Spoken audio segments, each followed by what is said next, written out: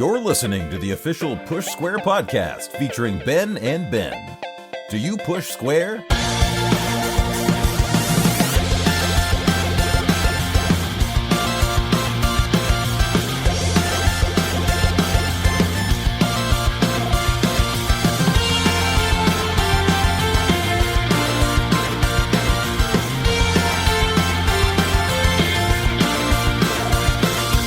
Hello everybody and welcome to the first 2017 episode of the Push Square podcast. You could literally write anything there and I'd read it. My name is Ben Potter and I'm the podcast editor for the best PlayStation website on the internet, pushsquare.com. And joining me as always, even though it's only been 21 times, is Ben Tarrant. Hello Tarrant. Hello Potter. And as an extra special treat, so I've been told to read, we've also got Robert Ramsey as well. Hello Robert. Hey Ben. We're actually all here in the same room. Hey! We haven't all been in the same room since EGX 2013? Yep. 2014? 14, surely. 2014? Was it? It was the last one. Last time I saw Ben the last was one in 2014. London before it moved to Right, Birmingham. okay, they have done two Birmingham ones. Okay, how are we? Yeah, good. Good.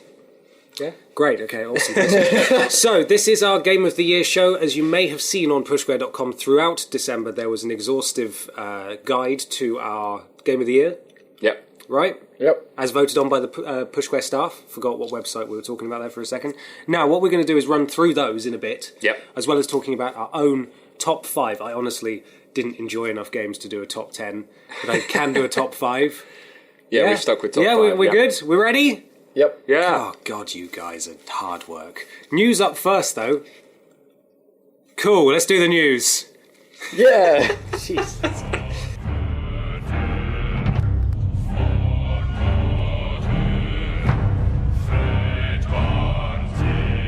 News time. Okay, how do you want to do this? Do you want to do a story each? We can do that. Go from left to right. Yep. Yep. Yep. Go on then. Okay, Go on then, let's Associate go. Editor Robert Ramsey. Alright, so Kratos' son, Yeah. and then you've God of War, that's the one on PS4 that they showed at E3, is called Atreus.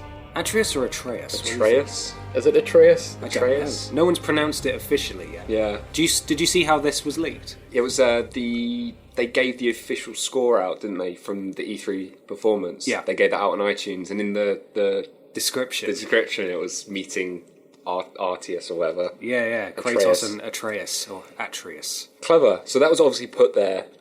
You reckon it was put there intentionally? I don't know. I mean, for the official soundtracks, they would have done this kind of stuff. They always put loads of those comments in the iTunes songs, so maybe it was. Does anyone really care? I always delete them; they annoy me. Does anything matter, Robert? Does anything matter? What's the son of Kratos' son? I mean, does it have there? significance? Is he like a Greek character? We know this. Yeah, he is, character? isn't he? That's Yeah. it. We know this now. Full stop. Next, PS4 has won the NPD for December. So Yes. it's the best-selling console worldwide since 2014. Yep. Is that right? Yeah, NPD is just America, though, North America. but it's also the worldwide. But yeah, best-selling. but it's also... But it's also, it's definitely been selling better in other countries. Yep. So that's excellent. Next up, Tarrant.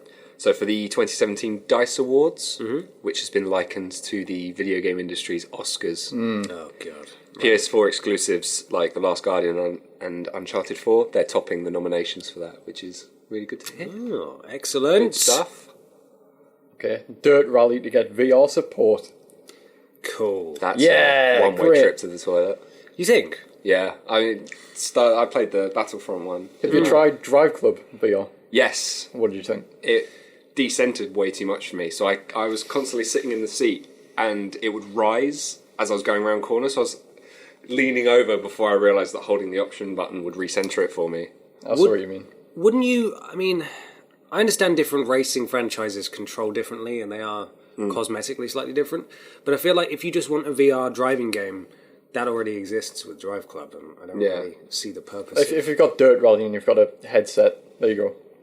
Hooray! Hey! Is it a paid for patch or is it free? That'll be free. Oh, that's good. That's good at least. Sony are set to close Gorilla Cambridge. And these are the people that brought us Killzone Mercenary on Vita and the Medieval franchise, if we go back even further. That's a shame. Yep. Hope those people find work. That's been around 19 years. Yeah. 19 years. They were SEEE Cambridge before Gorilla Cambridge. Yep. Right. So What was the reason behind them branding as Gorilla, as part of the Gorilla Studios? I assume they just worked closer with Gorilla. They were like Gorilla's consolidation and UK stuff. branch, basically. Right. I mean, they did Killzone Mercenary, like, Yeah. so- I would have thought that would be the reason, but still. and the latest one was Rigs for VR, which I was talking to Sammy about this, and he was saying, I said, surely Sony didn't expect Rigs to sell stupidly well anyway, being a VR exclusive. Mm-hmm. But according to Sammy, it wasn't even in like the top 10 sales of PlayStation VR, and yet it was like a Wow. It was yeah, really it was pushed. the Have you tried it? yeah, it's I don't like it. I find it a fiddly. I find it one of the most fiddly VR games. It's not. But it's not then perfect. again, I didn't give it, like, I'm not a massive fan of VR in the first place, so. Right, okay. Yeah, I played the demo and I didn't like it. I think I thought it was really convoluted. it's one of the more ambitious VR titles for what it does. It's all multiplayer, and it's got like this whole score system, upgrade system. You can like change your mech, and it's definitely one of the more fleshed out games. But it just did whatever reason didn't catch on. Did you know it used to, before... it wasn't always a VR game. It was originally just going to be a mech combat game. Yeah, I think I heard that. That would have... I think that It would have been died, better. Right? You really? You think it would have Well, been better? I think it would have had a bigger audience, maybe. I suppose yeah, so. it would've- Yeah, well, Slap it purely on just because it PSN for doesn't... 20 quid. Maybe they'll release a VR-less version, or maybe it's too late for that. It's too late for you now. It's too late, guys. It's too late. moving on. So Rocket League. That's Yeah. a game that exists. It is. Over 1 billion matches have been played. Good And God. over 25 million copies sold. Good for them. That's really good for them. I wonder really how many good of for those them. are PlayStation Plus that technically didn't get... Surely a lot Well, it was the most downloaded game, of in 2016, yeah. even though it came out in 2015. which is when it got the Plus in 2015. So that's really impressive. Yeah. It blew like all the AAA titles Incredibly out of the impressive, water. really. Yeah. Like you to could- come above Call of Duty, Battlefield. Yeah. If you could have told them that when they made supersonic acrobatic rocket-powered battle Yeah, they cars, would have. they'd have been like, Spat in your face. shut up. Shut up. Shut up, Ben. It just shows You what don't know good anything. marketing. What do you know, idiot? Good Marketing. idea, good marketing. Did it have good marketing, though? I think it was largely word At least of on the mouth for storefront this. and stuff. I think Right. a bit of both, wasn't it? Because Sony did. It was in a time when Sony and PlayStation Plus, they were kind of like, here's your games, then push it to the front of the store and everything. Yeah.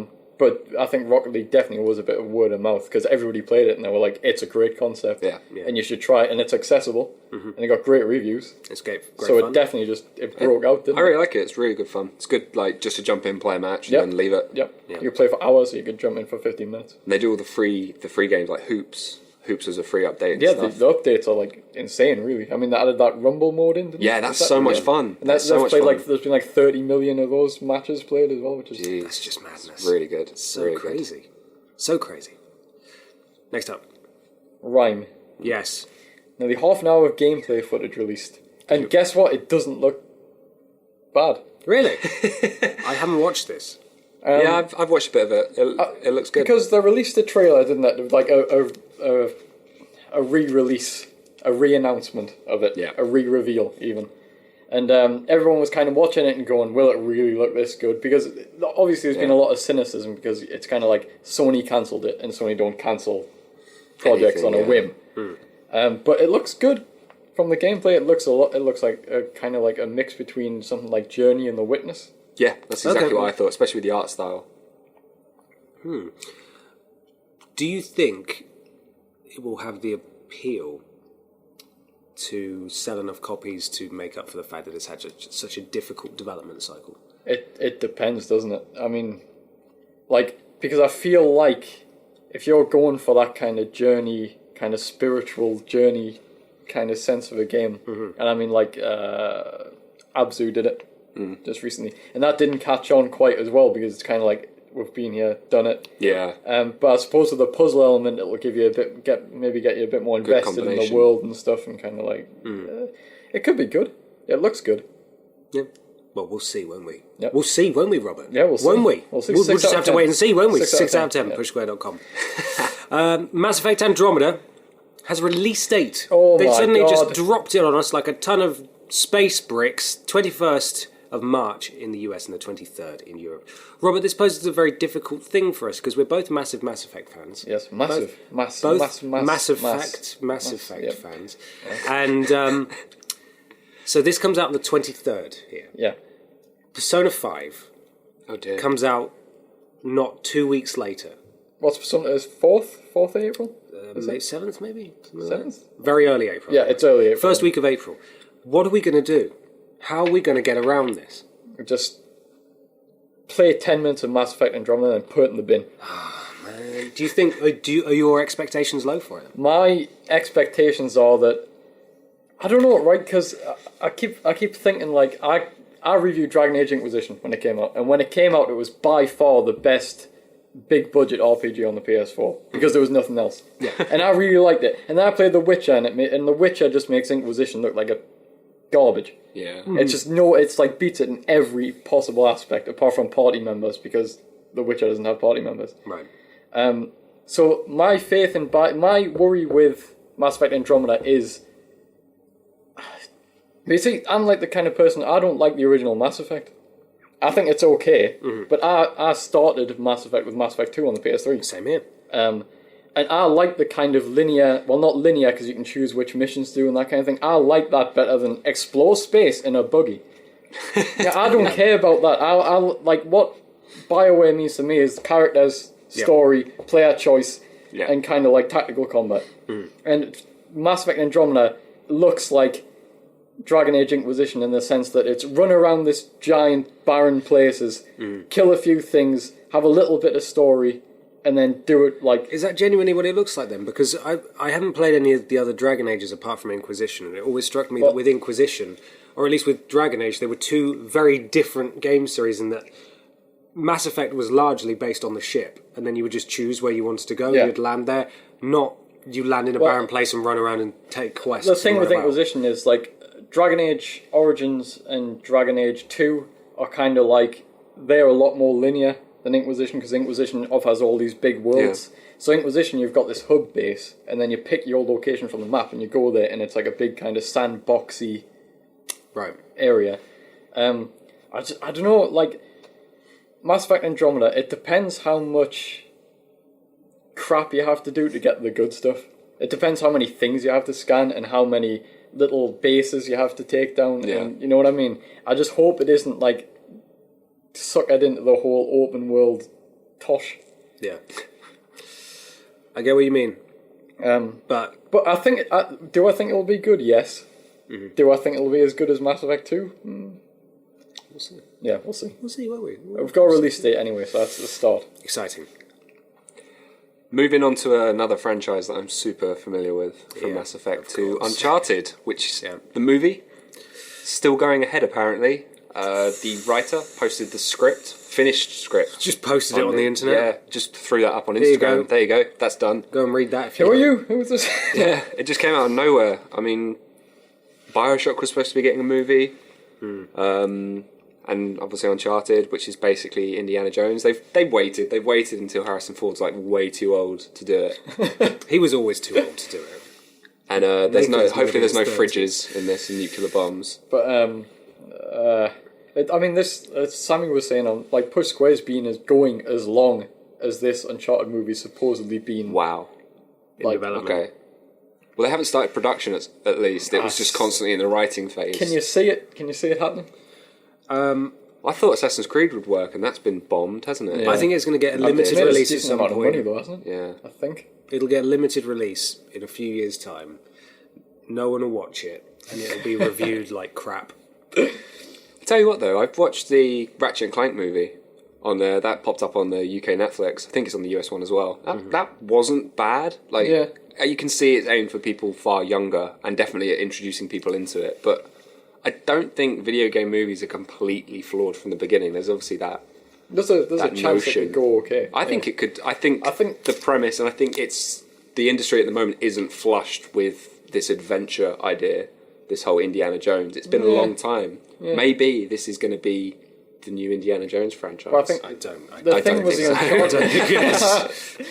think the thing with basing a movie on Uncharted though is like it could potentially work a lot better than other games because it's already very cinematic. Yeah. But at the same time, it's like, why would you want a movie of such a cinematic game anyway when you can just play the game? Yeah, you can get 15 hours It's out like as a game. it works both ways, doesn't it? Yeah. I loved the film. It had great shooting and cover elements. It was really brilliant, and I liked looking for all the treasures. The cutscenes are really realistic as well. That's the thing, though.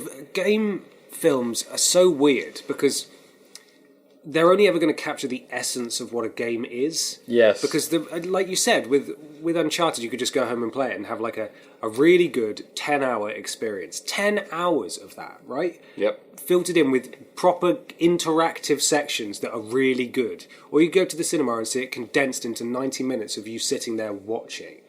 And it's not the same. No. It's only really to appeal.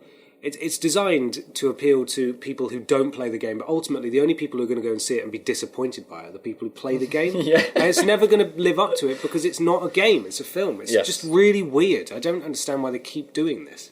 I think this has more of a chance of succeeding as well because you can tell Sony's going to just spunk marketing at it. And it doesn't market itself as a strict video game crossover film.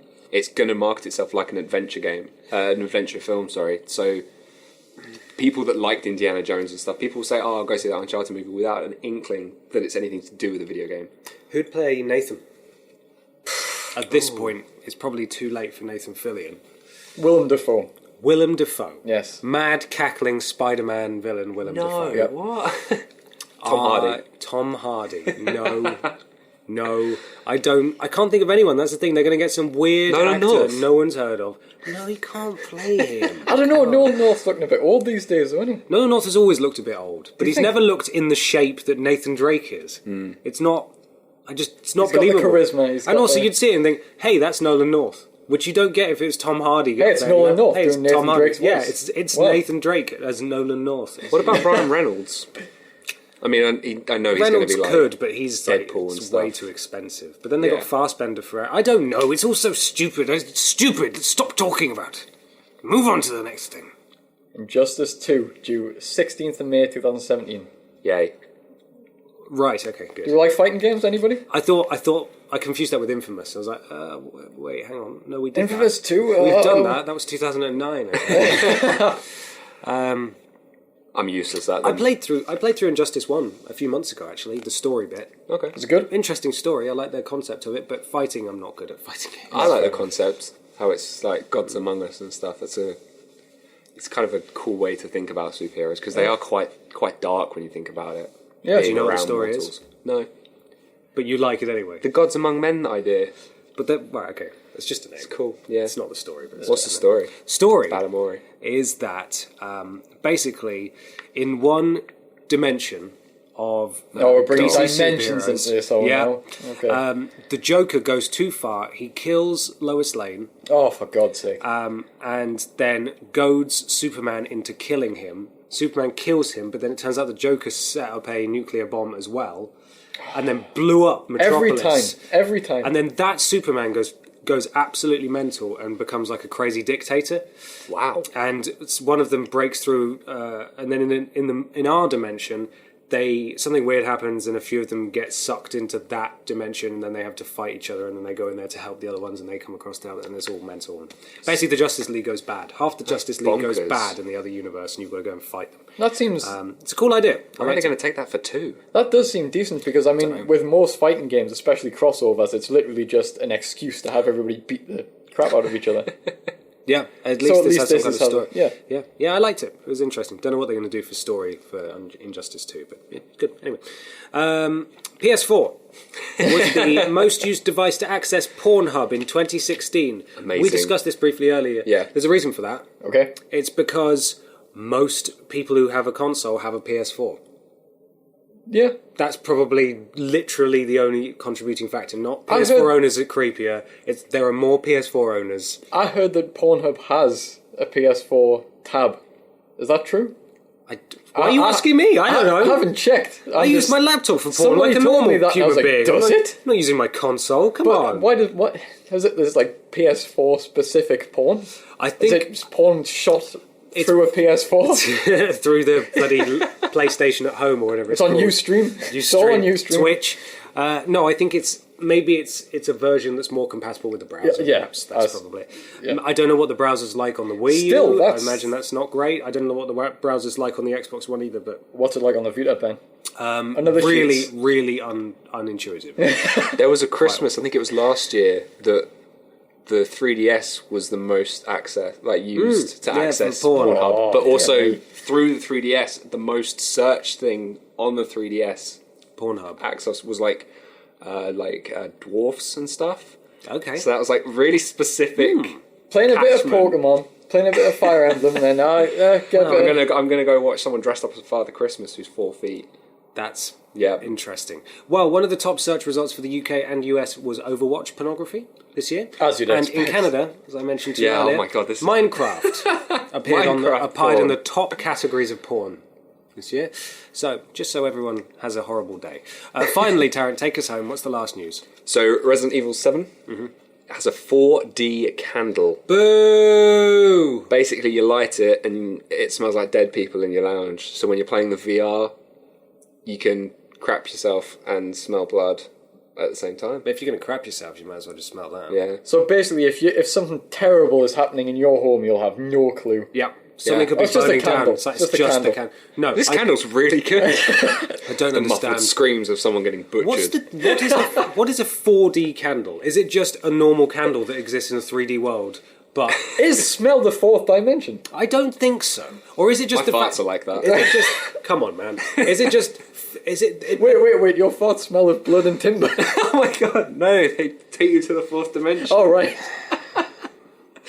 Darren's narcotic farts. Chinese marketplace food was not that bad. We've upset Potter, he's left. He's gone. Ben. Just rubbing my eyes. Are they taking liberties with dimensions there? Is there literally just... Do you get it? Because when you have the headset on, it's 3D, but we put a candle in, so it's 4D? Well, the whole hologram... Do you get it? Holograms Do you get and it, stuff though? are supposed to be considered 4D. Because you can get 3D films, and then you get 4D experiences that are holograms. So I assume they're using the fourth dimension as Nonsense. Because if it's a 3D candle, you'd be like, yeah, no. I want to know how powerful this candle is. How close do you have to be sitting to the candle in order to get this full experience? Can you get us one of these candles, please? Yeah. Yeah, I'll get Now? a candle. You going now? Right now, yeah. Yeah, go on. Be right back. Off you go. Okay. Bye, Tarrant. Bye. See ya. Okay. Let's move on to the Game of the Year 2016. First, we're going to run down the Push Squares top 10, but when we reach 5, we'll also interject with our top 5 as well. Let's do this thing!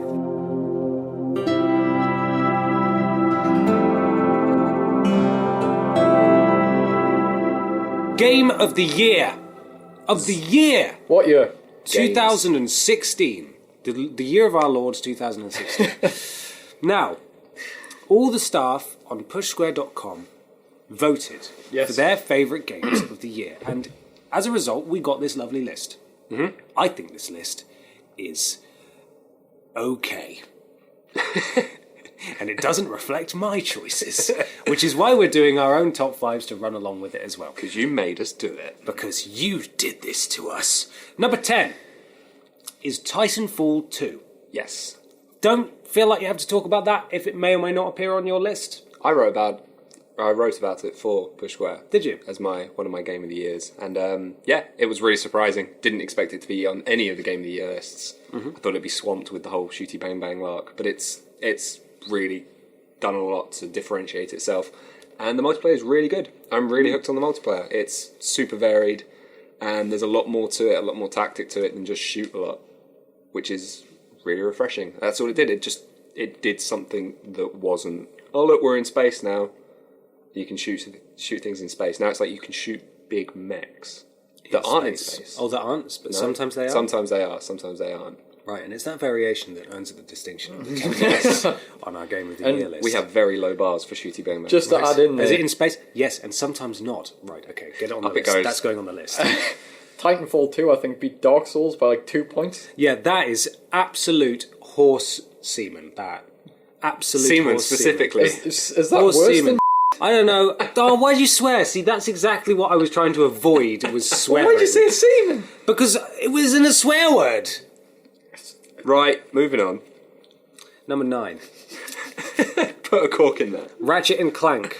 You don't agree with this one either, do you? Touch and wank, this one. No, I don't know. Scratch it and wank.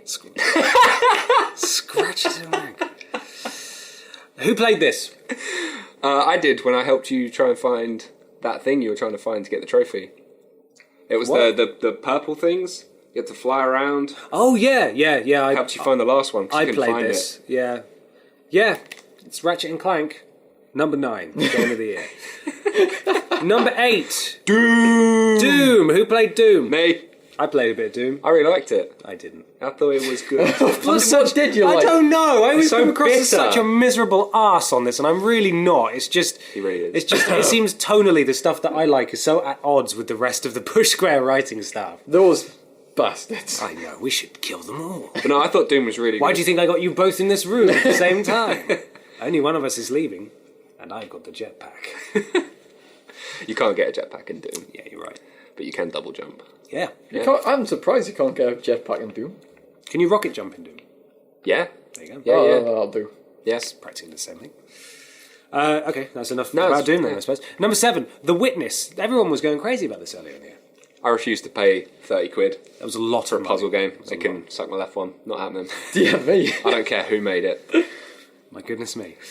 Jonathan Blomey, right? Yeah, right. What? That. Number 6, The Last Grid. Last Guardian. The last grid. I don't know what I was doing. I thought it was funny. It wasn't. No, I'm going quite mad this evening. The Last Guardian. Right, okay. Number 5. Let's start going through our number 5s now, shall we, at the same time? Okay. Talk to me about The Last Guardian, because you're a big fan of that. I was really, really hyped for this. Really hyped for it. And I actually paid real world Great British pounds for it. Unheard of. Not those I know. spiritual ones. None of that nonsense. So wait. Didn't get that for free. Tarrant, have you played Ego and Shadow of the Colossus? Yes. Okay. So I have a valid opinion on this, don't worry. And it is... Naff. Okay. No, What? it's... What No, the most no. negative Game of the Year award show ever. These are our top 10 games. They're all garbage. These are the worst things I've ever seen. I think it's got a lot of charm, but it's so bloody dated in that charm. I really think if it had come out on like early PS3 cycle, it would have blown things out of the water and it would have been amazing. I think this late into PS4 and the things that it's releasing around, it doesn't work as well. I think the points where Trico feels like a real animal, and then the points where he's an annoying little tosspot, the line is very, very, very fine. You can kind of throw a barrel at him, and he'll look blankly as it dashes off of his head, and you're trying to get him to eat this this bloody barrel, and then the camera decides that it doesn't want to do its job anymore, and it just goes off to the other side of the map, and then you're stuck. I have heard it's a bit you played awkward. it? I've played a bit of it. Okay, what did you think in your time? Seemed alright. It's really nice and It's small got a doses. it's got a kind of whimsical feel to it. That's that the you'd thing. expect, That's which what is people nice, like, you right? know? The whimsy. People Yeah. go for the whimsy. But I think they developed it whimsically as well. What, as in half-assedly? Yes. Okay. I think they That'll forgot. do. They forgot that the camera was supposed to. Don't rush the development worked. cycle next time. No, I know. Yeah. They should have taken a lot more time doing it. They absolutely just Yeah. rushed that thing out the door, which is a real shame. Right, number 5 on the Push Square list is Dishonored 2. Yes. Or Dishonored 2, because there's no U in there. Who played this game? I previewed it for Push Square, so I played the this game. Clockwork Mansion level. Ooh. Yes. That was my least favourite level. In I see. I think it's really, really good. Amazing level design, but then having As a not played piece of the rest level the design, game- yeah, amazing. But I found that Check my the number list. 5 is also Dishonored 2, so Okay. I'll just start talking about it. I really liked the game in general. You like something? You shut your mouth. And it has, I think, one of the toughest learning curves of any game I played this year in terms really? of, like, it's really, I hadn't played Dishonored for a long time. And I played the first one, but it's been a few years since then, obviously.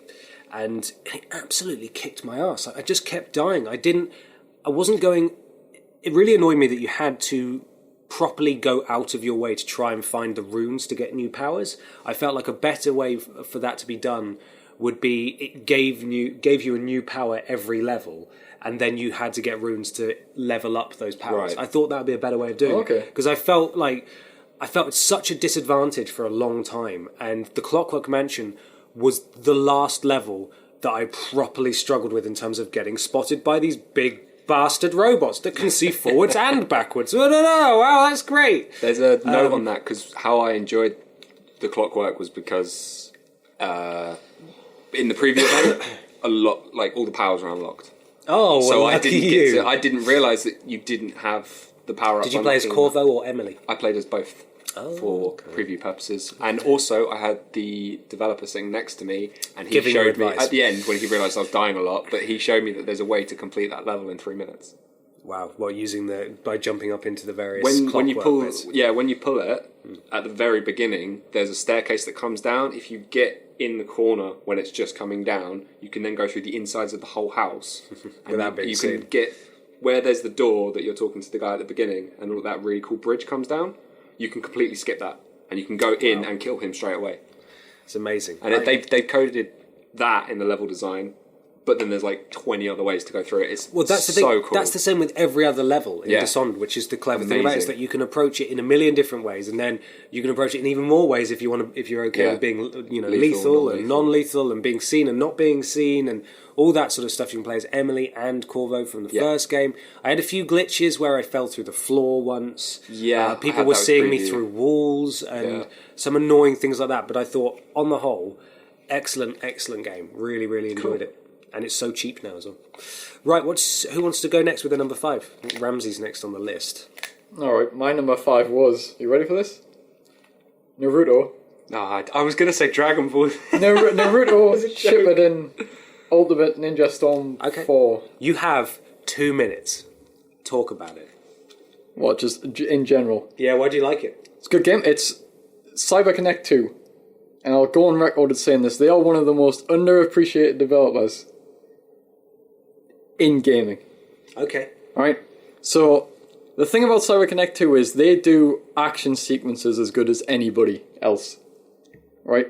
There are some insane things in Naruto, especially in the story mode. The sense of scale.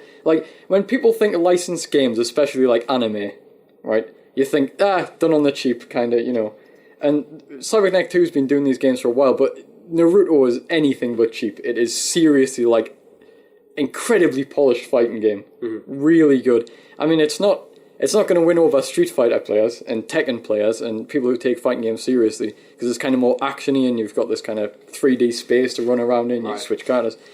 It's got a load of characters, by the way, Ben. All of your favourites. All of my favourites, including Mewtwo. Was Mewtwo in there? Yep. Yeah, he is. Green Man. Yes. Hairboy. Float Gimp. What? Army Jim. Float Gimp and Army Jim. Big Steve. If you pick both of those, they've got a special attack. Are they? Yeah. What's that? Arouse and confuse. Yeah. It sounds like Pokemon. No, it's just porn I watched. Oh, right. Yeah. It's really good anyway. Really good. Excellent. Well, I'm glad Excellent you enjoyed game. it. And that's your number 5. Yes. I'll take your word for Let's it. swing the microphone round. Here he comes. Go on then. My number 5 was Titanfall 2, which we've already spoken about and I've already gushed a little bit about. But a real surprising game and a really refreshing take on Shooty Bang Bang, which is a genre that I am sick to death of ever since Call of Duty kind of monopolised it with Call of Duty. Yeah, with Call of Duty basically. Ever since Modern Warfare, it's been a genre that's been dying, and it's needed reinvigorating by the likes of Doom and Titanfall. Things with just slightly better ideas, slightly different ways of handling it. But for every kind of thought you had about what Titanfall was going to be, especially after its previous exclusivity, it's been really surprising and really successful on PS4. You can go into space. You can sometimes not be in space. Sometimes not. Yeah, really That's good. Great. Number 5. Top marks. Top marks. Okay, number 4 on the big boy push square list. It's Final Fantasy 15. Hey. We've played this game. Yes. We've finished this game. I've got the platinum in this game. How close are you now? Have you done that? I haven't got the platinum because I Go outside. there's something I can't be bothered doing. I can't remember. This guy helped me get a load of the trophies last time I was here. I've got loads of stuff to review now, so it's just kind of being pushed aside. Epic so and sorry. game journalism. What are you talking about, ethics? But I mean, I spent like That makes 100 sense. and something hours on it. Wow, that's way more than me. Yeah. that's a lot more than me. Fantastic game. Fantastic game. My number 4 is... This is a bit of a cheeky one, right? Because I haven't played too many of the big games this year. In fact, I haven't played too many games that I think, that deserves to be on my Game of the Year list. Fair enough. But Life is Strange this year released a collection on PS4 in January. Oh, That is cheeky. That is sneaky cheeky. sly. Life is Strange is my number 4. And I thought it was lovely, and I really liked it. And it had a good story that went from quite a soppy first episode where it was like, oh God, look at this. Final Fantasy Spirits Within, that's my favourite film. Yeah, I can't wait to see that at the Videoplex with my friends. It was all that kind of really cheesy awfulness, and then it took quite a dark turn and played with some really, really interesting concepts in terms of time travel and changing things and zipping back and forth into different timelines depending on choices and stuff. It's really cool, really liked it, and I think people should buy it. Wait, is it as good as a Telltale game? It's better than most of the Telltale games. Well, yeah, it's good.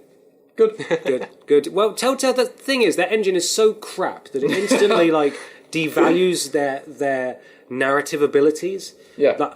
One of my favourite games last year was Tales from the Borderlands, and it was fantastic, but if it was on any other engine, it would just be infinitely better. I don't understand why they don't just take a break and do a better engine. It's gotten to the point now where if I play a Telltale game, the animations annoy me so much that it takes us out of it. The way they turn around and kind of do like this robot junk. I just played through Telltale's Game of Thrones series, and the amount of times I recognised camera angles and animation combos I had seen in other Telltale games. I was like, wait, hang on, I've seen someone do exactly that in another one of your games. That's another thing. Briefly going back to Mass Effect Andromeda, if I see any animations that were in Dragon Age, Mass Effect 3, Mass Effect 2, because they're in all of them.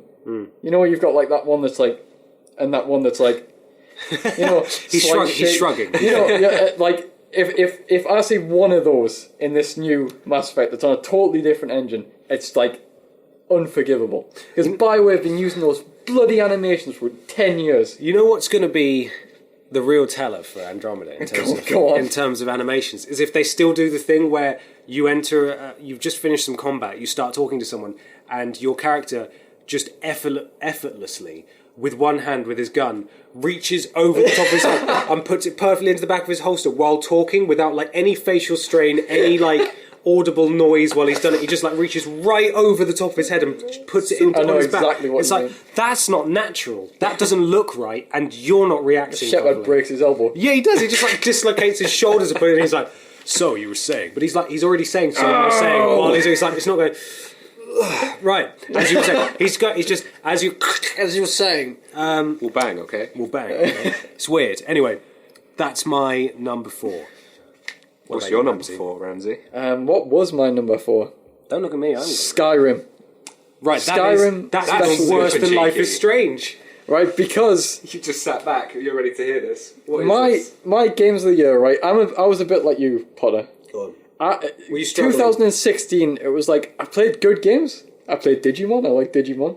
Digital Monsters. Digital monsters are the champions. Yes. Good game. I played a lot of Weeb games in 2016. I thought a lot of them were good. Played Samurai Warriors 4 Empires. I like that. Not even heard of that. But none of them were like, wow, that was great. Like, you know, they're all capped out like 8 out of 10. I mean, I give Skyrim a 7, but still. But playing Skyrim again, and Potter knows this, I've spent more time on Skyrim than I have any other game in existence. It's disgusting. I think on, You know the amount of hours he's playing. I think on PC it's like 1,500 Whoa! alone, and then on PS3 it was 300, even though it was a crapshoot. And then on PS4 I thought, right, I've got to review this, I'll play it, I'll just blitz through it, make sure it's like not garbage. And I ended up really, really enjoying it all over again. And I never thought that was possible. Did you play any of the mods? Tried some of the mods on PS4, not on like me main game, purely because they're disabled trophies and stuff. And I want to try and get the platinum over the course of about 7 years. That was my first platinum on PS3. Oh, yeah. Skyrim one, yeah. Really proud. There we I've got go. rubbish ones now, didn't I? Yeah, he came to stay for a few days, so I've given him rubbish platinums. Yes. That's how it works. Yes. It's too late. I have already platinumed too much. One of us. But yes, Skyrim on PS4, it actually runs. Well, for me, it just ran runs. fine. No, don't say fine. It runs. It doesn't Runs, crash every 10 so that's minutes. good. It doesn't have memory problems. And I just enjoyed it all over again. And when I was making my Game of the Year list, I thought, what can I add? And I thought, you know what? No, Skyrim, because I did enjoy it more than most games this year, all over again. That's what counts. Yep. Yeah. Good. Well, good for you, man. Yay. Tarrant, you're number 4. Another one we've been talking about. Doom. Oh. So 2 shooty bang bangs at the bottom. But Call them shooty bang bangs. yeah, I refuse to call them first person shooters. Okay. But yeah, Doom, I grew up on Doom. This is completely nostalgia driven, and playing it, even just, it's the initial shotgun cock when you come out the lift and it's completely in time with the music. It's just like, and you're just like, oh, this is going to be so brutal. Do you think Doom's heavy metal soundtrack benefits the action greatly? Yeah. Oh my god. It's so good. So good. Try doing rush hour commuting listening to Rip and Tear, because that's great fun. That's great fun. You're just like murdering someone everyone to- on that tube in your mind. Wow, okay. Is that healthy? That doesn't sound right to me.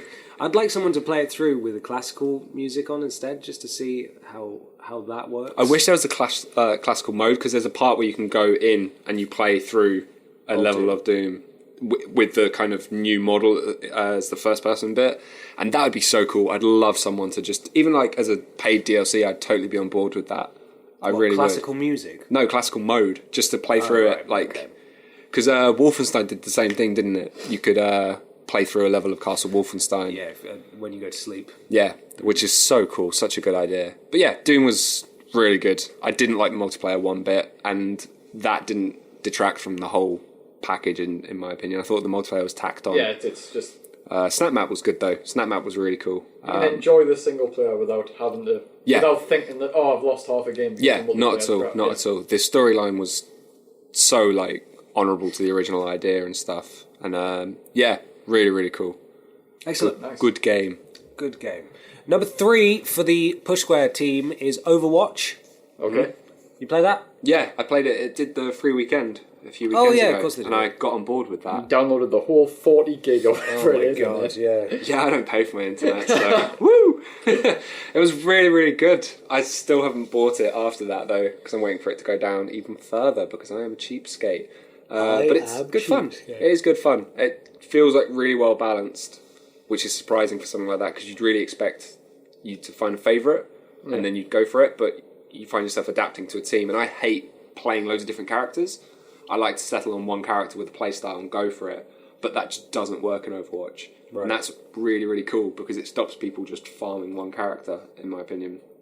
So you have to, especially if one team's playing in a certain way and you're using a character that just doesn't combat that method of play, you have to kind of be good at almost everything. You can obviously have a favourite, but yeah, I thought it was quite a clever, well-balanced shooter in comparison to some of the others. I also tried the free weekend. Okay. Why didn't you tell we couldn't play it together, man? I pid the first free weekend because they did 2. Oh, okay. Did you play the most recent one? Yeah. Okay, I didn't play that one because I played the first one. We cool then. We cool. And I did. I didn't like it.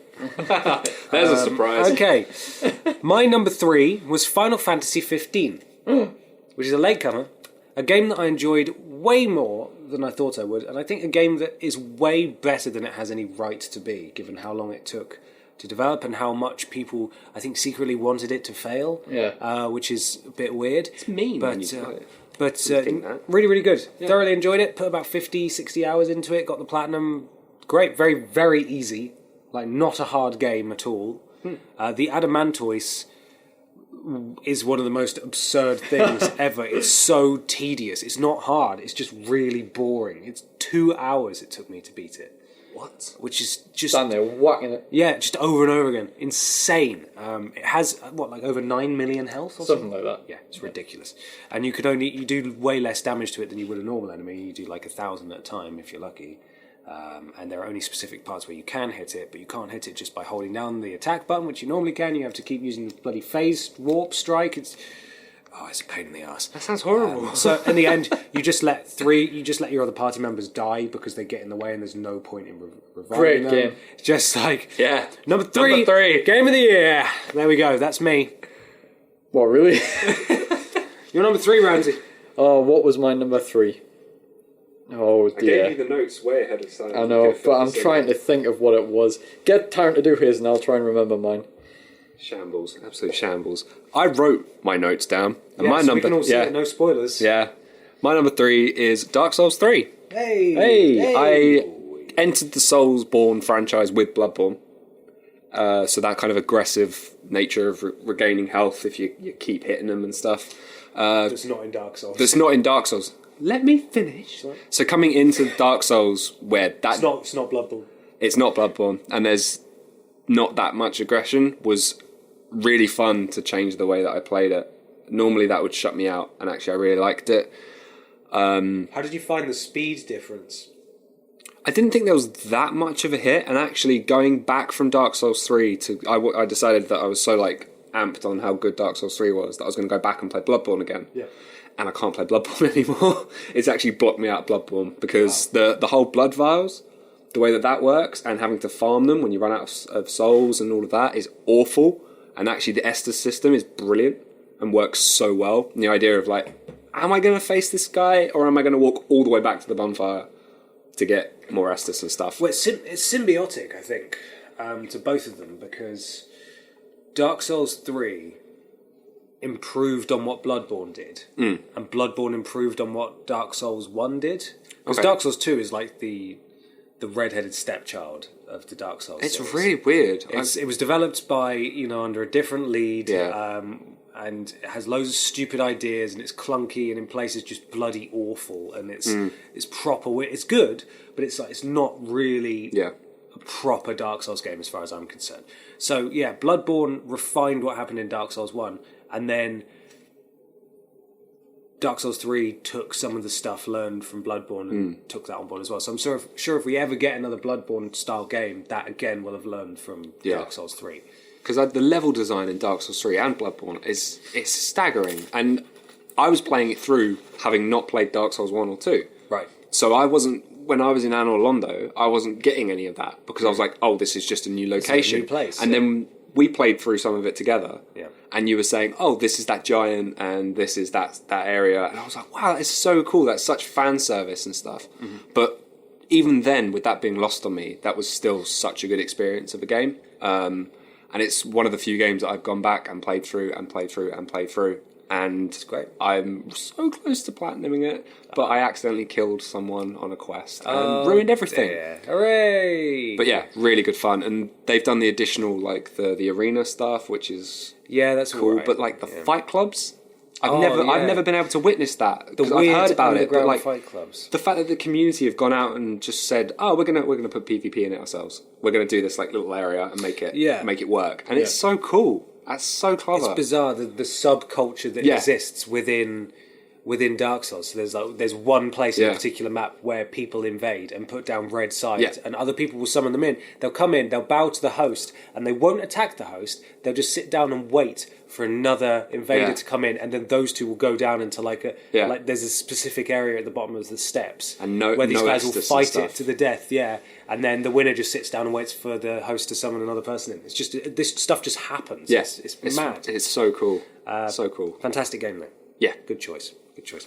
Now, number 2 for Push Square. Oh, have you worked yours out yet? You've worked yours out yet? Easy. I have. Do you know what it is? You won't.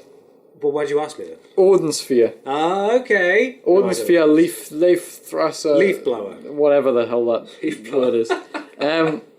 So, Odin Sphere is from Vanillaware, who did Muramasa and Dragon's Crown. Okay. Yeah, I've heard of those. You're looking at us. I've heard of those. Yes, I've not. Incredible art styles, always, ridiculous animation. Insane art. And this is a remake. It's basically a remaster of the PS2 original, which is just Odin Sphere. Right. But it's been reworked in loads of different ways. It's got extra stuff in it.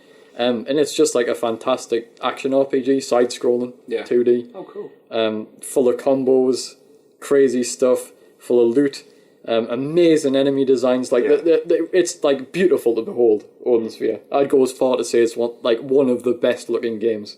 Wow. Period. Dang. But yeah, it's absolutely fantastic. Totally overlooked, of course, being like a remaster of a niche game. But incredible. If So that's 2 remasters on your list. well, 2? technically a remake. Okay. I love It's that one. fantastic though. It's Good. it's probably the best RPG I played in. Well, yeah, 2016. probably is. Yeah. Yeah, Yeah, it probably is. I mean, Final Fantasy 15 as well, but I Yes. think if I had to put them both together, I think Odin Sphere is a better RPG. Dang. Ooh, Fighting words. look at that. Wow, number 2 on the main list, Inside. Indie Darling? Yep. Yep. Indie Darling. You played this? I have. You like this? Yeah. What is this? It's basically Limbo. It is basically Limbo. Did this indie bin. Limbay. Hey. It was no, it was really, really clever. Some of the puzzles were almost too difficult. Cheeky checks on the old walkthroughs there for that, but the end is so clever. Oh, Didn't see the end coming at all. It was just bonkers. And there was actually a point, spoilers if you haven't played it to the end yet, but there was a point where you're running and you have to do something with a furnace. Yeah. And I half expected you to have to climb into the furnace because you were this monstrosity and you just needed to end yourself. And I was fully expecting that, and then it didn't, and it kept going. And I was like, damn. And then the end was kind of like that kind of deep, like, I just wanted to see the sun. Yeah, I I was got like, I got to the end of it and I was like, what the Yeah. what the What hell is was going that on? about? Some interesting theories on it as well. Yeah, the theory. I like that stuff when the subculture gets involved. Like Dark Souls, and there's just like so many different theories because developers have just gone, nah, think for yourself. But Yeah, we don't want to tell a story. and the the depth of field to it and stuff. We don't have writers. Yeah, I'll lead right to left. No, it was good. It was good. Excellent. I fully agree with that as well. My number 2. It's Uncharted 4. What? It's my number 2. What's that? You shut up. What a disgrace. Uncharted 4. Phenomenal game. I don't really have many issues with it other than that at a couple of points it just felt like they were throwing enemies at you. You'd come to an area and it'd be like, here come a load of enemies. And Drake, then the a mass load of murderer. enemies came. Yeah, that's the thing. I feel for them in a bit because obviously Druckmann took over from Amy Hennig on this, and this they couldn't really completely redo the franchise in their own image. They had to adapt what they already had, so they couldn't not have Drake kill a load of They people. couldn't just make it like The Last of Us and have them kill like a few dozen. Exactly, it wouldn't have worked. It wouldn't have made sense. But yeah, storytelling-wise, just acting, had phenomenal visuals. Storytelling wise, I think it's top of the league, isn't it? I don't think anything comes close Not even a to little bit. the acting, the voice acting, the kind of the dialogue, how natural it is. I haven't played Rise of the Tomb Raider, but I watched a little bit of a stream of someone watching it through their PS4, and like just the level design by Naughty Dog is far and away like just a million light years ahead. Like there was a bit that I was watching in Rise of the Tomb Raider, and this isn't a knock on the game, in its full form because I haven't played it. I don't know, but there was a bit where it was sort of like a castle, 2 towers of a castle, and then there was just this bottomless misty drop below, and in between there were these weird wooden that almost looked like cranes, like medieval cranes. I think I was but they here. were just on. I was here Yeah, we were when- watching that. we We're like, watched this, why yeah. the hell did these exist? Yeah. Like, what purpose did these ever have other than to Like just the be set environment- dressing and to allow The people to get environment across this?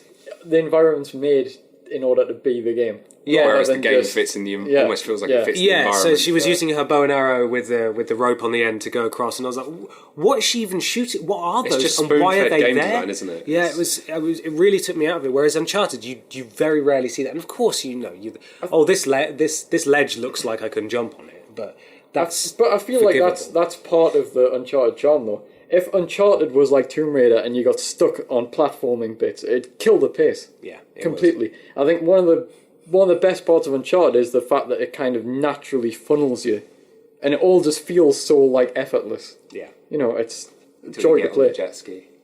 the jet ski. Yeah, the jet ski. in Uncharted 1 is aged badly. It has. think. I still Yeah. like it, But yeah, it has problems, and it's such a shame that's the hill you died on.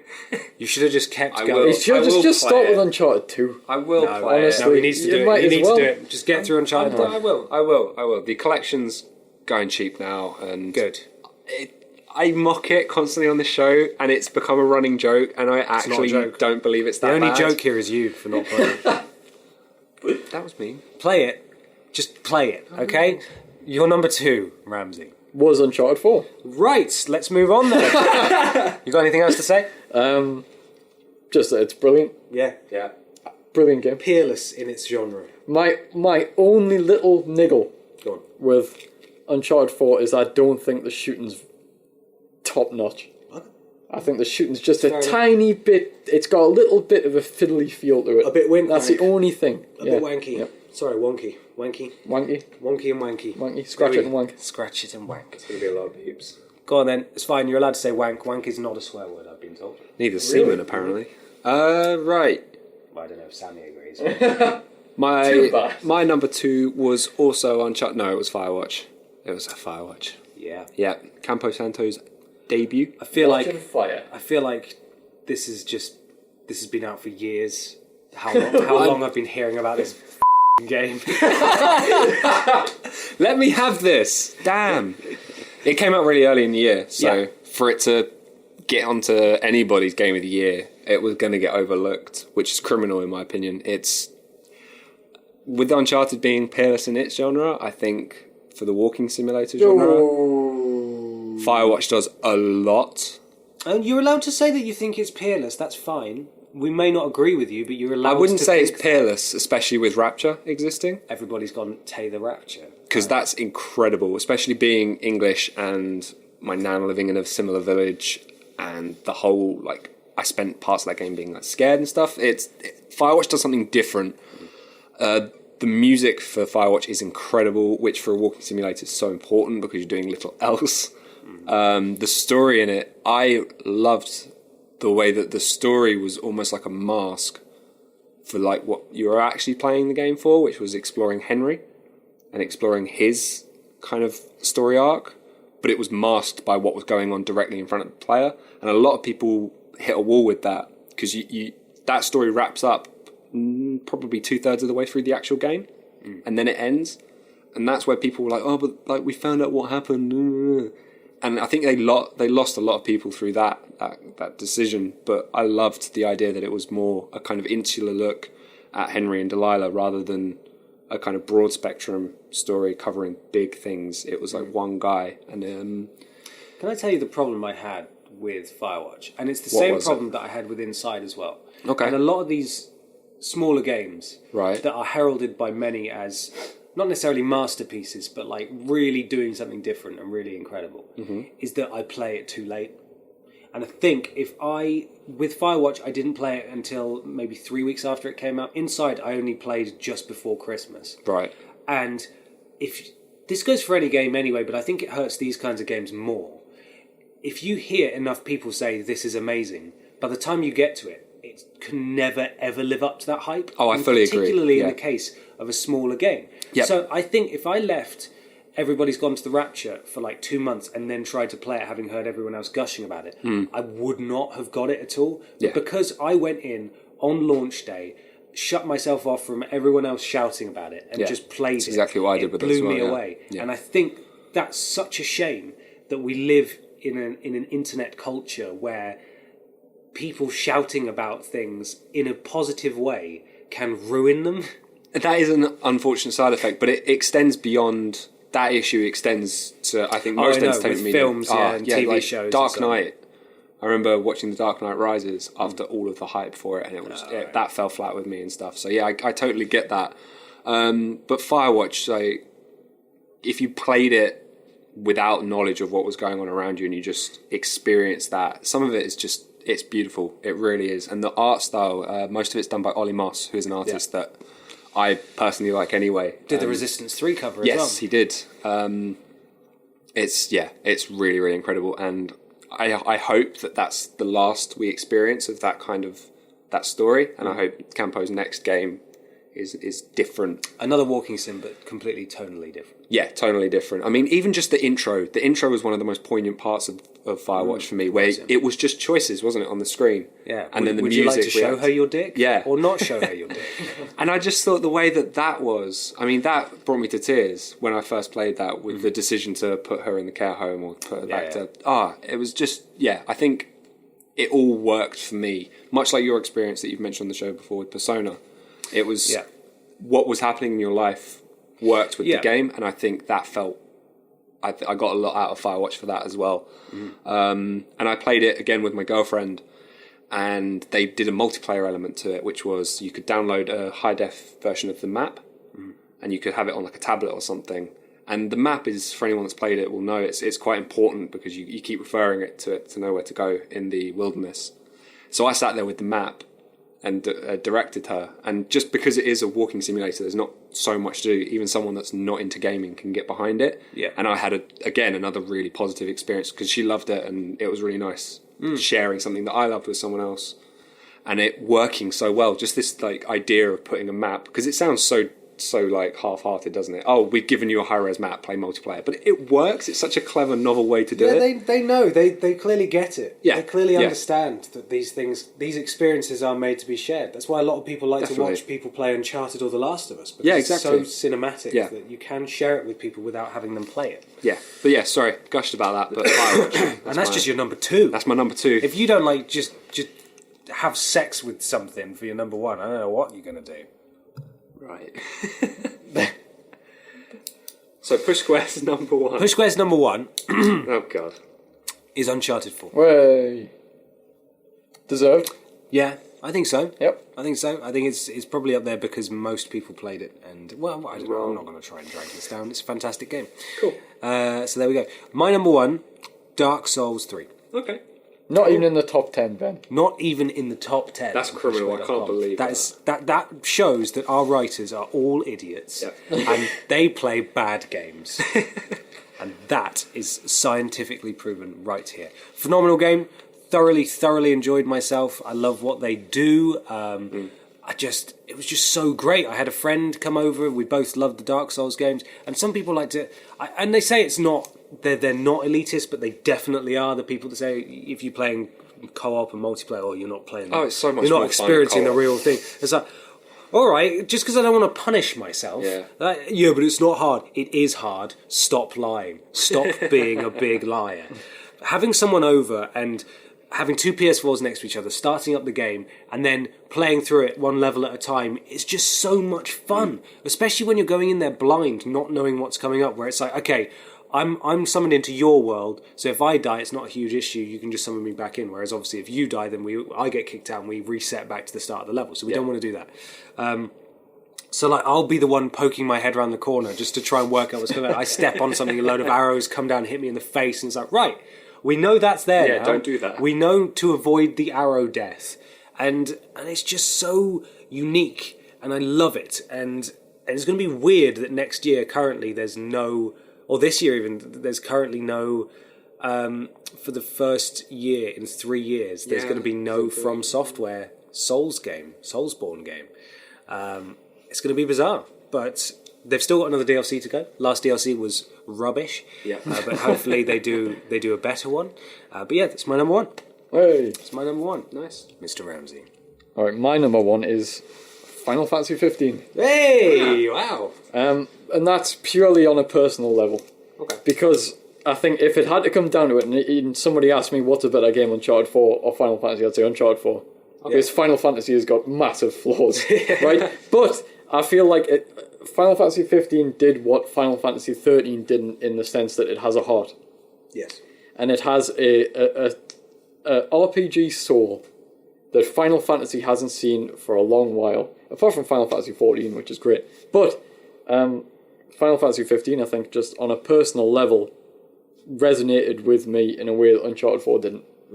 In the sense that I'm a weeb, and in the sense that I just I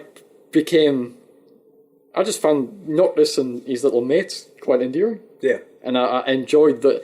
I think it's because it was unique. It was fresh. It was a very fresh game. This idea that you go on a road trip Like the combat system was quite fresh. It wasn't amazing, but it was fresh. Like the world was fresh in the sense that we're so used to having these worlds like Ubisoft worlds and Bethesda worlds where there's like a little secret around every corner. Final Fantasy 15 was just, it's massive and there's not really that much in it, but it's nice to run around. Yeah. And it's like, yeah, it is. It is nice to run around. And I thoroughly enjoyed it. I admit that it's got a hell of a lot of flaws, but for me, when I look back on 2016, I'd think, yeah, Final Fantasy 15 was the most memorable game I've Had played. loads of fun with that. Yeah. I still don't get the love for Prompto. No, not quite. I think he's uniquely irritating. My thing with Prompto is I don't mind him that much as a character, as much as some people do, but I don't think he's amazing. No. Why I hate him is because he's always the first one to die. Yeah, and he's weak as hell. Yeah, every boss, he's like, I've got a gun, and then he runs into the crowd. He runs into a group of 50 people. Tries to rifle butt them. Like, no, Prompto, you idiot! Wait by the car. The only character with a long-range weapon, apart from Noctis, is throwing daggers. Yeah. And he runs in with his revolver, and he's like, pow, pow. Yeah. And gets, It's like a child playing cowboys in India. Just Yeah. and Ignis he's in surrounded the by background people. going, You idiot, Prompto. brick. Come up with a new recipe. Alright, okay. Let's not do this.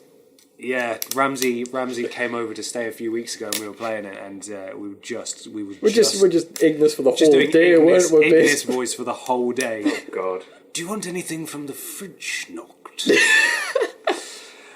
There we go then. I think that's us, right? No, have we done you yet? We haven't done your number one. Ben's number one. And there you go. Your number one is... Hyperlight Drifter. Hooray. Okay. Indie apologist, Ben Tarrant. Indie apologist. It's Can we call him an Indeeb if you're a weeb? Indeed. Yeah, I'll take that, yeah. An Indeeb Noct. No, Indeed. Hyperlight Drifter. It's basically Crap. a kind of old school Zelda game, but modernized and neon. sci-fi, and it takes inspiration from like Tron, and it's got all synth. Like soundtrack is amazing by Disaster Piece. The level design is incredible. Like all the secrets and stuff. It's such a old school kind of pixel hunt vibe. So there'll be a secret behind a door that's indented by literally 1 pixel, and you have to spot that. And that secret will take you through loads of different things. And it's the first game I played in a long time where I've had a really satisfying collectathon. So many games I look at, I don't think I've enjoyed a collectathon as much as that since the feathers in Assassin's Creed. You enjoyed that? I actually really liked that You're because it became mad. such a challenge of like I've got like 80 of them. I'm going to try and find the rest. I can do this. And I looked at Hyperlight Drifter and looked at its trophy list and was like, I can do this. I can platinum this. And then I forgot about the like complete the game without dying, which is so difficult. But it's one of those games. I had the issue with my PS4, didn't I, where I lost a lot of saves, and Hyperlight was the biggest loss out of all of that. And I went through and played it again. I played it all again, and it's so good. It's so clever, and there's a whole YouTube community about it as well, following through all of the secrets. And I've loved it. I've absolutely loved it, and the art style is blisteringly good. I absolutely love the style of the Drifter and the creatures that you fight, and just the element of it. Like you've got hub world, you can go north. And once you've done that and you've got the right weapons, you can go south. And each one has a big boss. And there's no text, which I love. So the story is there. And the story has been well thought out because there's even like a language. The community's actually trying to work out the dialect of this race based on the tablets. And they're getting there. They've like worked out shop titles and stuff like that. But items don't have any names. Everyone calls it like similar things, so it's all community driven, and I think for such a small team to have made it was a Kickstarter game, and the developers are called Heart Machine because Alex, the lead developer, has a serious heart condition, and the game actually follows that, which I didn't realise until after I'd finished playing it, and it added a whole nother depth to my enjoyment of the game. So the last boss is essentially a kind of cancer, and you're coughing up blood throughout the game, and that's all him putting his illness in the game and in the character. Interesting. And I just sat back and was like, well, damn. And actually, again, similar to you with the personal side of things, it is an indie game. It came out in July. It came out on my birthday on PS4. So that in it, you know. But it actually pushed me to want to do game development as a career.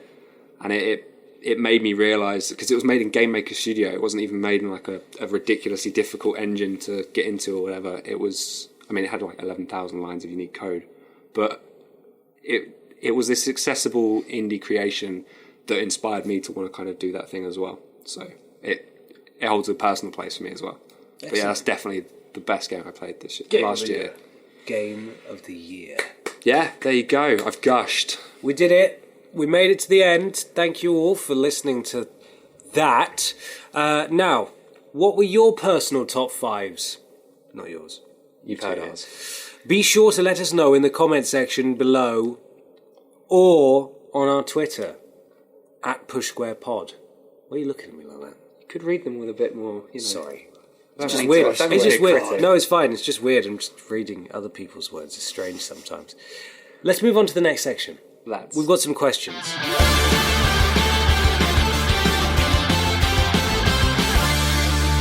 Question time. We've got a number of questions here. Do you want to read the first one? Okay. Tatsuki, our ever vigilant. Yes. Ever village idiot. Belligerent. This is more for Potter. Oh, it's you. It's you. Oh, okay. It's you. But I have to ask, where do you stand? I don't know what. Yeah, I struggle with. Can you pronounce that? Okay. Pachiti? Pachiti Club. Or BX. What are they, Ben? Is that something to do with wrestling? Yeah, it's what culture. It's a what culture question. So Adam Pachiti and Adam Blompier, who you met earlier. Oh, okay. Nice guy. He's a lovely man. Yeah. He's lending us his copy of Until Dawn for us to play this evening. They basically kicked what culture's YouTube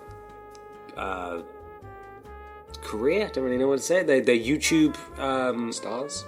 YouTube stars. They're YouTube endeavors into 10th gear. They they were the ones that they're the rock that What Culture built their YouTube church on. Right. They started with the wrestling channel.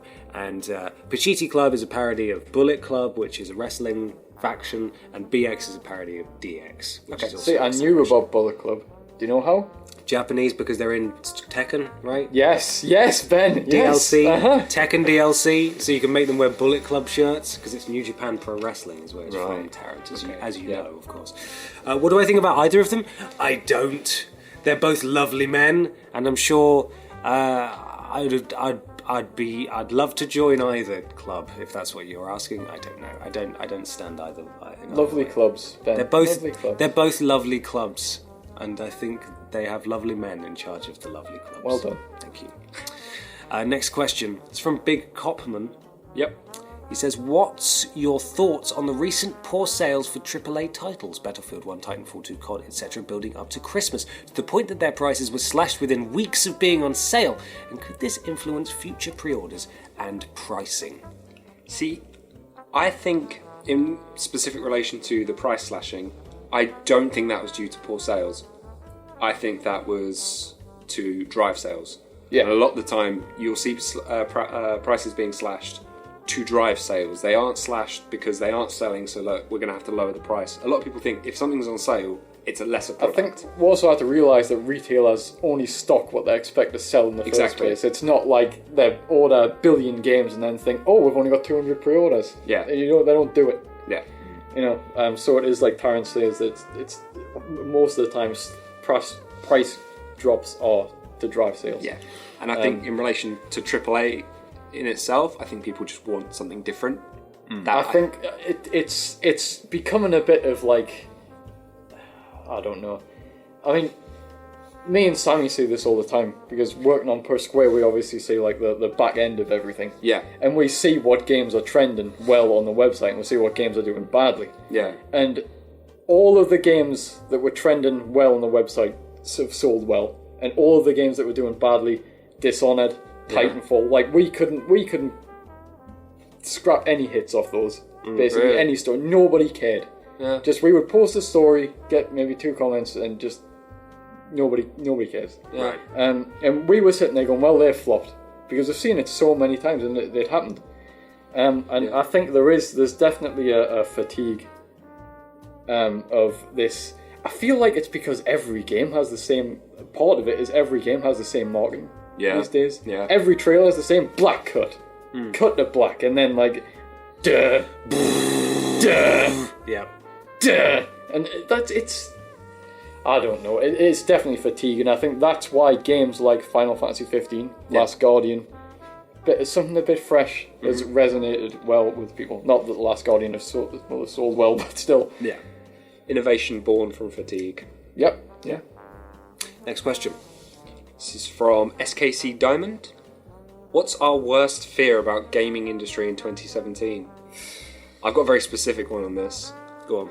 Is the shit Activision pulled with bundling Modern Warfare Remastered into a premium package. If other people start start doing that and adding like microtransactions to a remastered game, just no way. But is the only reason Activision got away with that is because it's Call of Duty Modern Warfare? I hope so. Could anybody else get away with that realistically? Exactly, but I don't want to see anyone attempting it. No. That's my worst fear, is that people are it's going to become an industry norm of people going, yeah, let's give that a go. If it doesn't work, then okay, it'll die out pretty quickly. But they shouldn't even be trying that. Like you said, Activision probably got away with it a little bit, but it still caused a bit of uproar. And at the end of the day, by blocking it off in a package, they have actually kind of snookered themselves because they can't honestly release it on its own anymore. Surely they will, though. They will. Surely. At some point. They will, Yeah. and it will cause up a But riot. they'll wait a bit. Yeah. Yeah. Wait for it to But cool that, down. you guys scared of anything? The outside world? Nukes? Trump? Nukes. I don't know. I don't know if there's anything specific The Switch? that I have that's a worst fear. I just think things will continue very much the way they already have, and more people will do Bethesda's approach to review copies, where it's like, you get a day, here you go. Oh yeah, we spoke at length Get your about review that, out. didn't we? But that's not really a fear, because that's an inevitability, to be honest. I don't know. I think things will just tick along the same that they always have, and then there'll be an occasional uproar about something, How very British. as there usually is. I think 2017's lineup is a hell of a lot stronger than 2016's. From And software. like, it's ridiculous. Yeah. But I mean, we did our top most anticipated games, and the variety is ridiculous. And there's like, we had to scale it down to 25 games so people could vote, because the voting system can't take much more. Had to scale it down. That's good. And even then, the 25 is like, you couldn't knock one of them off because you just think, well, we can't, because it should be really good. Yeah. I think my only fear is that games that I'm looking forward to will turn out bad. But It's always a fear, It's like, isn't it? will Persona 5 be trash? But it's kind of like, no, it won't be, will it? So nah, I'm not scared of much, to be honest. Excellent. Fearless Ramsey. Yes. Next question, Robert. Who have we got? Rudy Manchego says that what is the go-to game you would recommend to non-gamers to get them into it? Into gaming. Into gaming. Gateway game. Maybe something like Uncharted. Really? I think. With that jet ski? You sure about that? Not the first Uncharted. Started 4. Yeah, if we were going to go something like heavy, I'd go The Last of Us. Yeah, it depends who you're trying to get into it, I think. Yeah. But yeah, The Last of Us is one of those games that's... Damn, games can be cool and clever and entertaining. Yeah, definitely. Journey? Yeah, I think Journey's quite a spectacle game. It shows what games can do visually and narratively, mean, whilst not it's being like- too complicated. My mum, she just played games and stuff. She was really good at Mario Kart on the Wii. Yeah. So much so that there was actually I'm going on a tangent here, but somebody that, because the user base of the Mario Kart on the Wii was dwindling so much towards its end, Right. she used to play against like the same people, like randomly. Okay. You know, she just Yeah, used to yeah. find the same people over and over again, and she became like, somebody ended up with making their name I Love Mambo and that was her Wii name, Mambo. Oh wow! So like she Mario became Kart like a fame. celebrity within like crazy. a tiny niche that was still playing Mario Kart Wii, which is mad. But anyway, she doesn't play many games, and she can't deal with the second analog stick on a controller. She can't do camera and movement at the same time, which I imagine is like a massive. Yeah, my girlfriend had the for same so problem many with people, Firewatch. It was walking forward and looking around was quite. It is something that quite takes a roadblock. lot of time to get used to. The only way I got used to it was when I played Oblivion on PS3. Oh. No, I must have played PS2 games with it, but loads of PS2 games had fixed cameras anyway.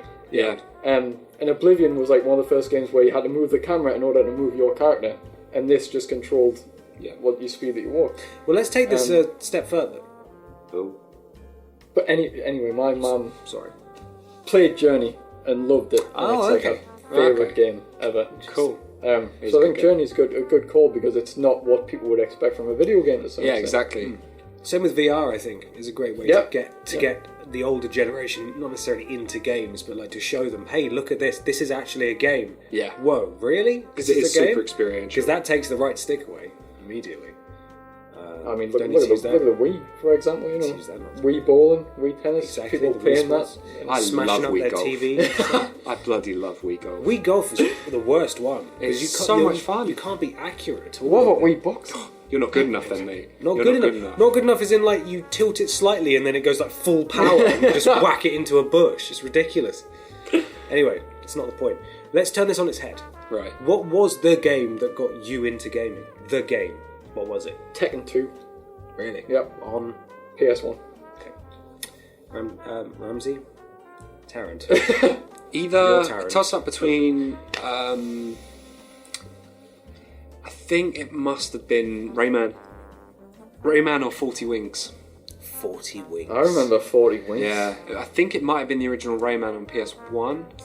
Tough game. Yeah, really, Really tough. tough. I used to love those games, but I think something that the wake up call, like games were awesome, was probably either Killzone or Metal Arms Glitch in the System, which I used to play at Buddy's house after school. But Killzone, I just remember the first level when there's like a big explosion, there's like a lot of dust and stuff in the air, and you just see the red of The Hellgast. yeah, the Hellgast's eyes. The fact that I remember that, and we're talking like 6-7 years ago at least, and yeah. But I think the first game that I like proper loved must have been Rayman, and that was it. Oh, nice. Nice little platformer. Mine was Final Fantasy VII. It was the first proper game I played, and then outside of that, Crash Team Racing, which is the best kart It racer still ever is made. the best car Best racer. car racer ever made. Go to hell, Mario Kart. Is 7 Crash the Team one where Racing. you had to press the thing at the same time? Yes, it is. God, that looked naff. No, Ben, no. If you judge the entire game on that, No, good lord. I've got a lot of a serious backlog, and Final Fantasy games and Uncharted games are the ones Wow. I need to Okay. educate, and The really good Mass ones. Effect. Mass Effect 1. Get that played. I need to sort those out. Plays like a dream. Outlaw Reaver asks, what happened to Platinum Games? You two can talk about this. What happened to Platinum Games?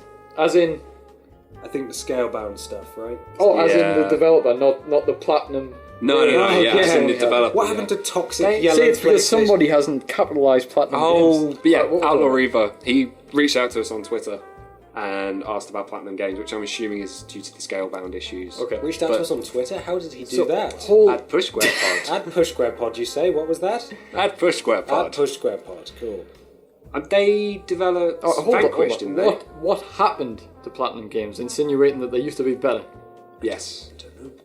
Don't That was did- your response. they did They were make shit all Vanquish. along. Was that, weren't yeah, they? what's wrong with Platinum Games? Platinum Games, so Platinum Games, for anybody who doesn't know, are they make mad Japanese action games. Yeah. And they're all crazy, and they're all good. They've always got solid action. Metal Gear Rise and Revengeance, Yeah. combat system was great. Vanquish, Yeah, they did superb Vanquish, yeah. third person That was shooter. really good. really good. Except that it's 3 hours long.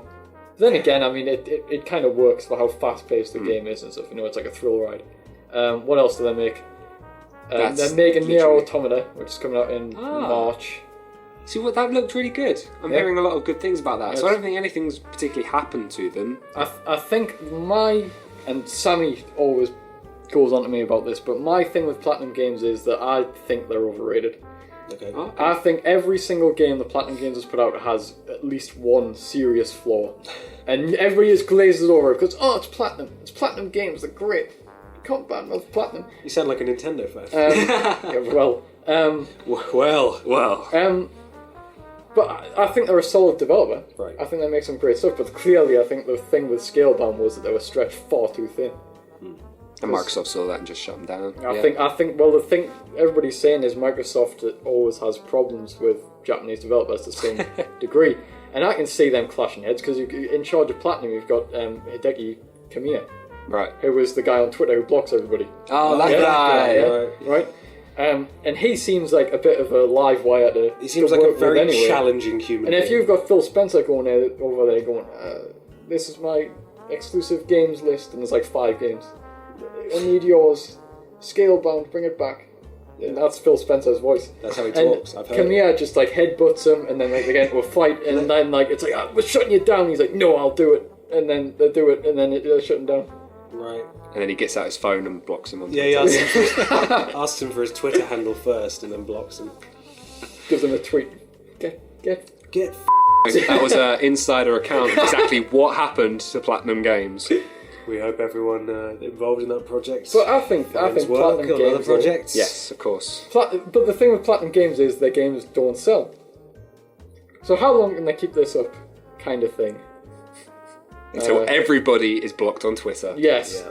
There we go. Done. Till nobody tweets. The Maester. Yeah. Is there a video game movie that you like? No. There you go. There's a Tekken animated movie. Oh, for God's Oh sake. my It came out God. in like 1996 or something like that. It's crap. It's Right. really bad, but And you it's like it? fun. Okay. It's a Okay. good time. Well, I have a confession. I really another confession to make. I really like the Doom film. With The Rock. With the Rock in it. I really like the Doom God, I film. I watched forgot that. existed. It's so pleasantly dumb. Oh, it's really And the dumb. first person sequence So at the end dumb. is really, really cool. That's the only good bit in the film is that. No, I like that film. That film's silly, and I like it. And I actually, there's a bit of charm to the stupidity of the Spawn film, which for me is a video game thing. Because suppose it is, I played kind of, Spawn yeah. Armageddon before I read the comics. Ah. So that technically is a video game film for me. Born Armageddon, the PS1 game. Yes. I remember PS2 renting I that. think I played it on. But yeah, really good game. Guys, lover of objectively terrible films. Yep. Gosh darn. Finally, The McNoisy. yeah. The MC Noisy. MC Noisy! Who was your favourite reviewer from the Push Square team? Me. They're all crap. Oh my best. God. All of them are rubbish. I don't have an opinion. I wouldn't dare. Dare single anybody out. Do you still review stuff? I preview stuff mainly. Okay. Do you review stuff? Yeah. You're my favourite of them. Thanks, Ben. It's alright. Hey! Who's my favourite reviewer? Me? Um, I reviewed Bloodborne. you gave Bloodborne a 9 out of 10, or should have been a 10. Actually, I It review shouldn't have been review a stuff 10. still. It had Been a 10. issues. I reviewed Ashes of Ariandel. Ah, yes. I did. Yeah. He's still my favourite though. Okay. Yeah. Fine. I think for the purpose of being nice, I think Ben Tarrant's a very good writer. Yes. I don't rate Robert's him. my I don't favourite. rate as well. him, to be honest. I Um, don't rate him. but if I had to pick a favourite, I think it would by default have to be Overlord Barker. Overlord King Barker. Purely because I've learned basically everything I know from him and his writing. The Pun King. Yeah. The Mad Pun King. I really enjoy. Who did the title for the Pornhub article? Oh, Sammy. That was beautiful. What was it again? It was like PS4 gamers are wankers. Oh yeah, PS4 gamers are The no, biggest PlayStation gamers are gaming's biggest Wankers. Brilliant. Yeah, agreed. Anyway, that about wraps up all of our. That's audience it, guys. questions. Thanks for sitting. I don't know how long that was in the This end. is so It long. felt like a really, really long time. sitting Sorry. here, so sorry if you're sat at home. It says 10 minutes on the notes, and it wasn't that. That wasn't 10 minutes at all. Right, that's it then. If you have any questions for us, make sure you ask them in the Push Square forums. We're under the online and community sections and stick it right to the top. Alternatively, you can email us directly on our email podcast@pushsquare.com. We also have a Twitter account, which we've mentioned many a time. Did we? Your hoodie looks like a turban. That's quite brilliant. Thank you.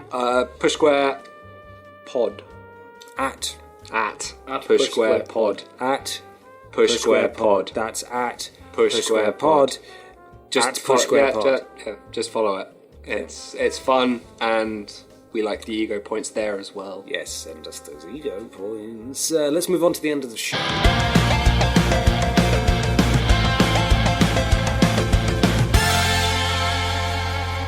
So coming up on pushsquare.com. There's loads of O's, man. Come on, I'm read the not notes going properly. Coming, It doesn't mean you have to go in a higher voice. coming, Ben. Jesus. Go on, you can do it. Coming up on pushsquare.com Yeah. is a shitload of reviews. Good. That's it. That's all we get. That's all we're getting. Loads of them because January's full of them, and they're all Japanese. So enjoy that. Oh, good. Can't wait to have you on the podcast Woohoo. to discuss the featured review because you reviewed all of them. No, Sammy's doing more than. Oh, okay. Good for Sam. Which one? Is it the least Japanese one? I don't know if It's there's the a longest running one, I think. Oh, Oh. that's not helpful. Cheeky hint. Well, if you want to see all of these Japanese game reviews, where else can they get them? Look at the microphone when you say that. Don't look at me. Okay. I can't hear you if you look at me.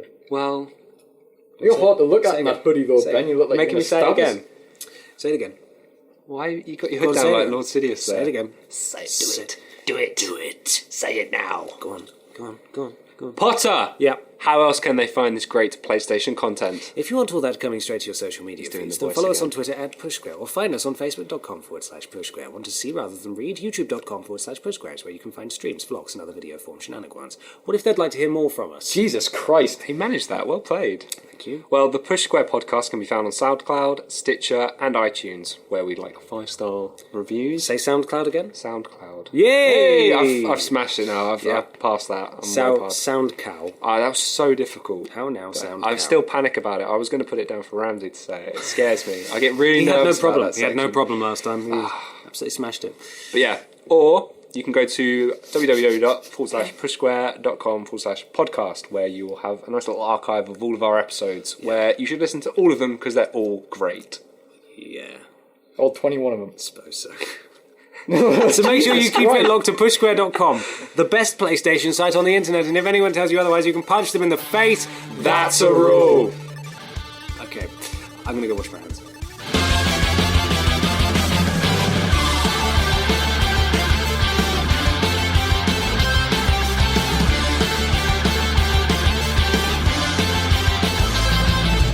Thank you for listening to the Push Square Podcast. For the latest PlayStation news, reviews, and features, visit www.pushsquare.com.